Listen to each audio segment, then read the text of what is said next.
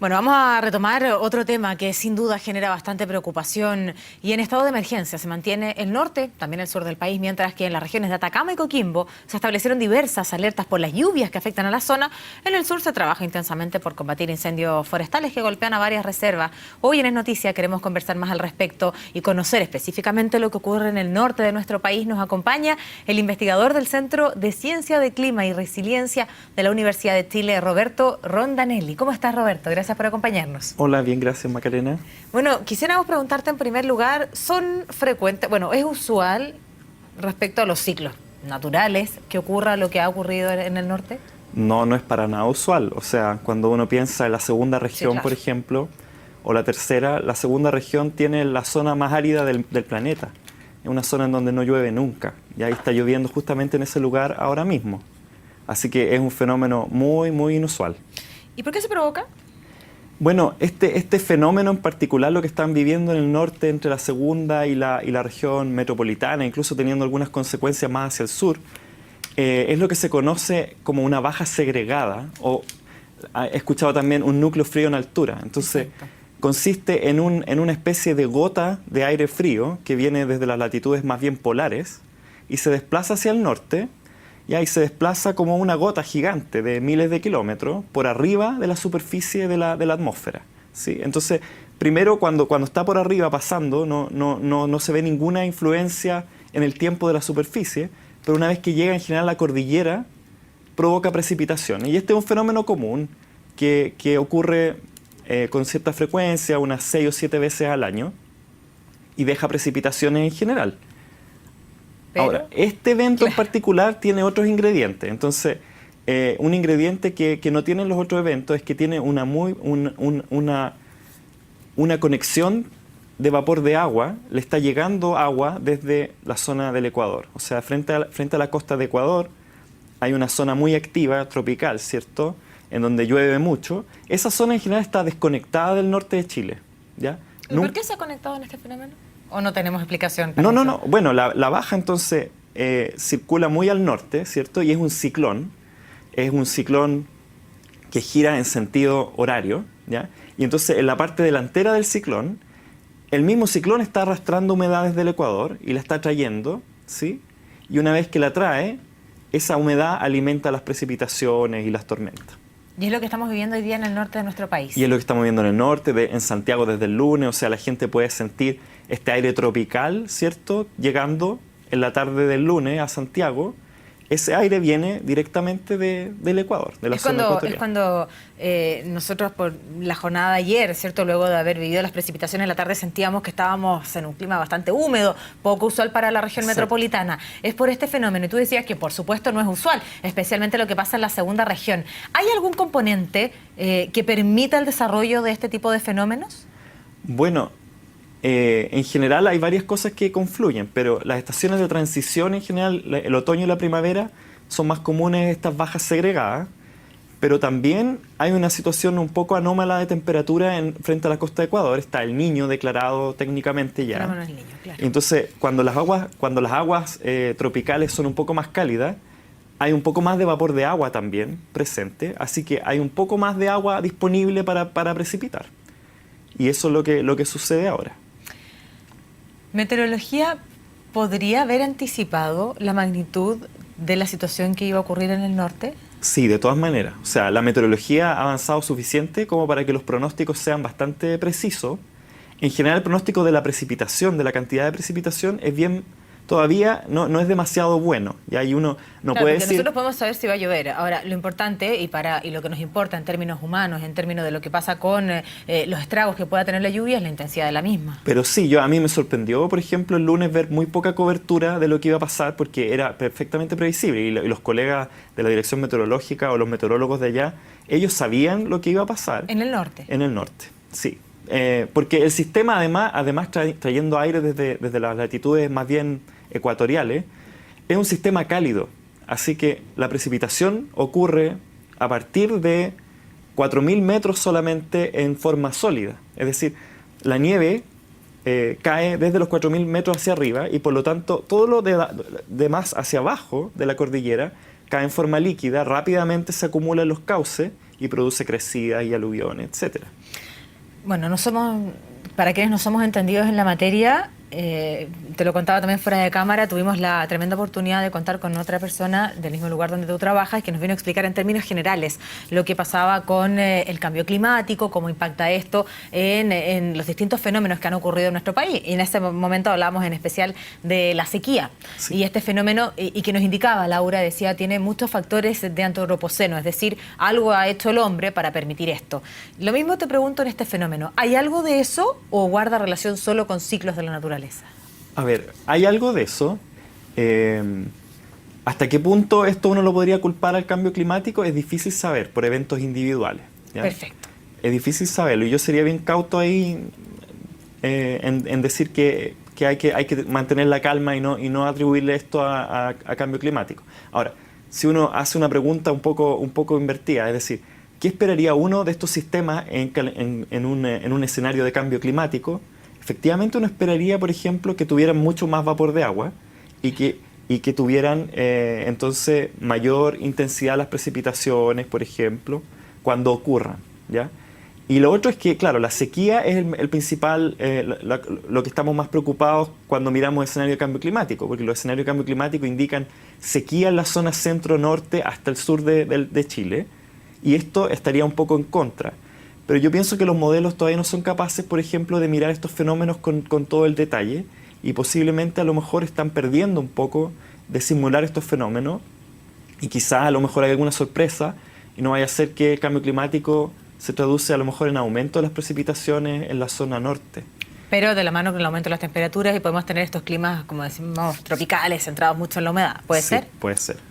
Respecto a lo mismo, bueno, yo te lo señalaba al inicio, hay preocupación por lo que pasa en el norte, pero también lo que pasa en el sur, pero me voy a centrar en la sequía, que son los temas que ustedes más manejan. Y también nos explicaba Laura que esta sequía es un animal distinto, lo decía con estas palabras, porque no necesariamente guarda relación con los ciclos que han tenido la sequía a lo largo de la historia, sino más bien con un componente también, la intervención del hombre y un componente antropoceno. ¿Cuál es tu diagnóstico respecto a lo mismo?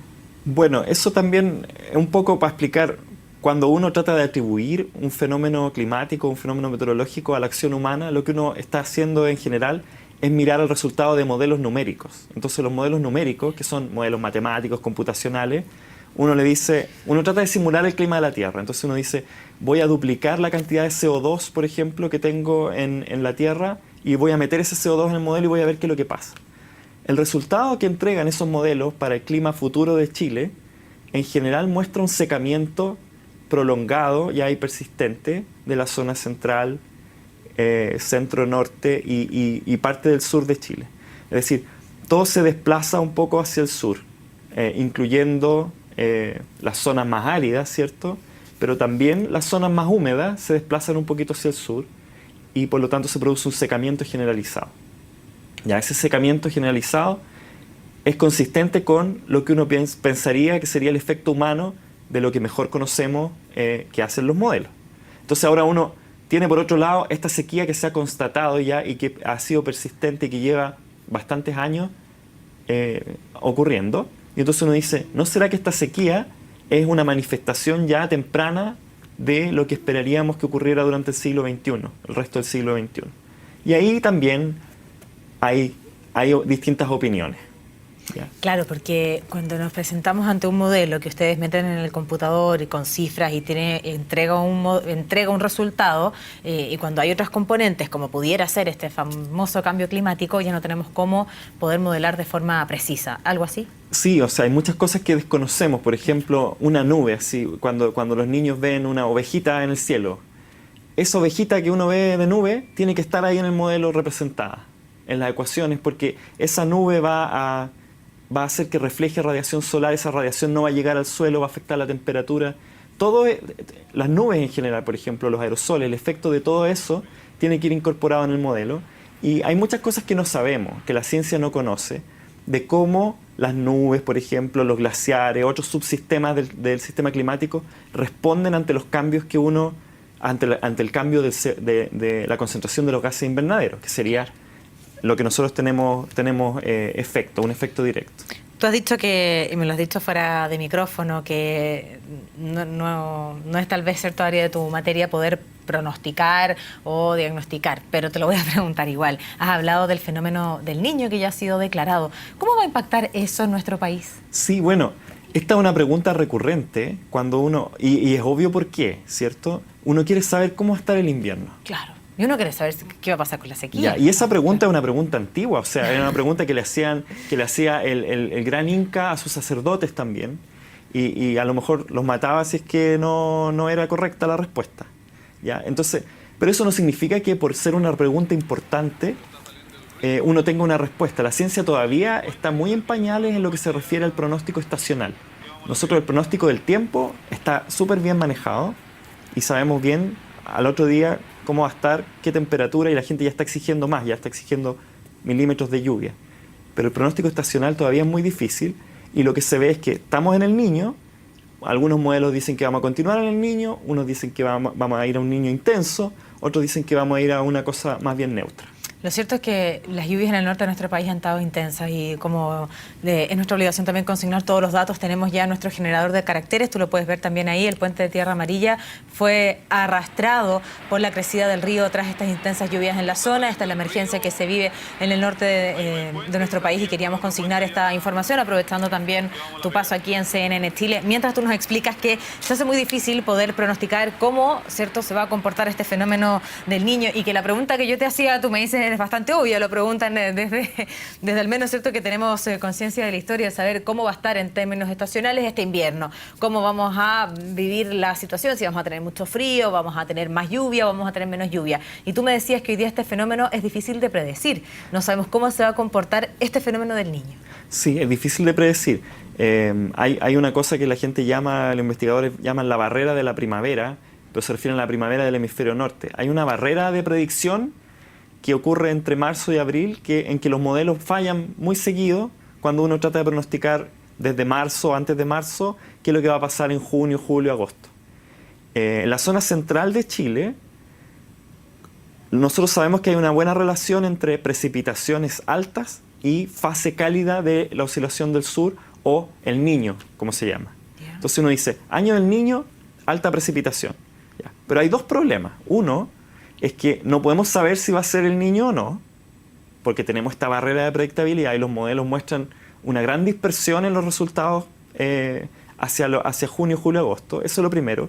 Y lo segundo es que aun si uno supiera que se va a constatar el Niño, hay una probabilidad de que el año sea lluvioso, pero también ha habido años secos con el Niño y ha habido años normales con el Niño. Y eso se debe a otros factores. Y eso se debe a otros factores.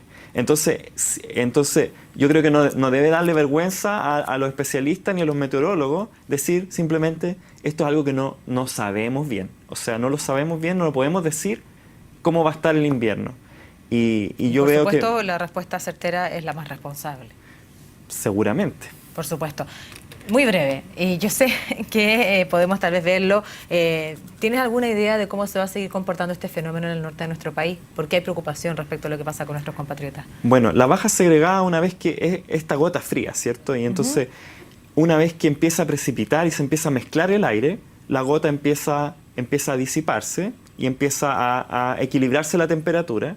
Lo otro que pasa es que empieza a pasar a Argentina y una vez que pasa por la cordillera también se debilita otro poco. Y eso va a ocurrir entre hoy día en la tarde y mañana. Ya, mientras tanto, sigue habiendo inestabilidad, sigue habiendo vapor de agua, sigue habiendo posibilidad de tormentas aisladas.